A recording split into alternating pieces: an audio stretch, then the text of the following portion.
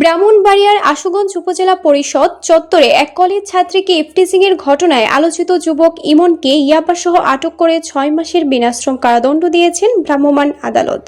15 June সোমবার দুপুরে উপজেলা প্রশাসনের পরিচালিত অভিযানে তাকে আটক করা হয়। পরে ভ্রাম্যমাণ আদালতের মাধ্যমে মাদকদ্রব্য নিয়ন্ত্রণ আইনে তাকে 6 মাসের বিনাশ্রম কারাদণ্ড দেওয়া হয়। ভ্রাম্যমাণ আদালত পরিচালনা করেন আশুগঞ্জ ভূমি অফিসের উপজেলা সহকারী কমিশনার কাজী রবিউস সারোয়ার। তিনি জানান, মাদক বিরোধী নিয়মিত অভিযানের অংশ হিসেবে আশুগঞ্জ বাজারের একটি দোকানে অভিযান চালানো হয়। এ সময় ইমনকে আটক করে তল্লাশি চালিয়ে তার কাছ থেকে 4 পিস ইয়াবা ট্যাবলেট উদ্ধার করা হয়।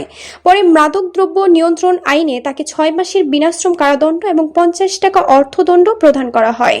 উল্লেখ্য, এর আগে গতকাল 14 জুন রবিবার দুপুরে আশুগঞ্জ উপজেলা পরিষদের সামনের সড়কে এক কলেজ ছাত্রীকে ইফটিজিং এর অভিযোগ ওঠে ইমনের বিরুদ্ধে। ঘটনার একটি ভিডিও সামাজিক যোগাযোগ মাধ্যমে ছড়িয়ে পড়লে এলাকায় ব্যাপক আলোচনা সমালোচনার সৃষ্টি হয়।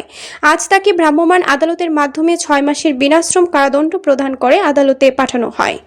11টার দিকে তো আমরা মিটিং এ ওসি সাহেব আর ইউনুস স্যারের সভাপতিত্বে আমরা মিটিংটা করি এবং মিটিং এ আমাদের প্রেস ক্লাবের যিনি প্রেস ক্লাবের পক্ষ থেকে আমাদের যে প্রতিনিধি আছেন জনাব মামুন সাহেব ওখানে ওনার যে বক্তব্যের মধ্যে আশুগঞ্জের সার্বিক আইন শৃঙ্খলা পরিস্থিতি বর্তমানে কি অবস্থা আছে সেটা আমরা আলোচনা হয় এবং আলোচনা পরবর্তীতে আইন শৃঙ্খলা মিটিং শেষে আমরা আমাদের রেগুলার কাজের অংশ হিসেবে আমরা মাদক সহ অন্যান্য বিষয়ে মোবাইল কোর্ট পরিচালনা করে থাকি। তো সেই ধারাবাহিকতায় আমি ওসি সাহেব একসাথে আমরা মোবাইল কোর্ট পরিচালনা করি এবং এখানে আমাদের যে আশুগঞ্জ পশ্চিম বাজার সংলগ্ন যে আলু বাজার যে গলি আছে সেই গলিতে একটা ইনফরমেশন আছে যে এখানে একজন ইয়াবা সংক্রান্ত যে মাদকটা শ্রেণী যে মাদক হিসেবে এটা মাদকদ্রব্য নিয়ন্ত্রণ আইন শ্রেণী বিভাগ করা হয়েছে। তো এই মাদকটা তার কাছে পাওয়া গিয়েছে এবং এই মাদকটা সে সেখানে সেবন করে।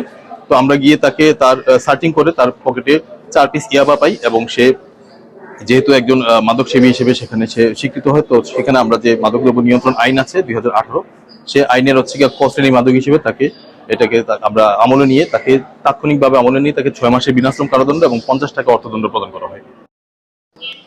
আজকের যে ছেলেটা আজকে ইয়াবা সহ আলুবাজারে ধরা পড়েছে, এই ছেলেটাই গতকাল উপজেলা কম্পাউন্ডের ভিতরে একটা মেয়েকে ইফটিজিং করছিল এবং তার বাড়ি বলছিল চরচারতলা।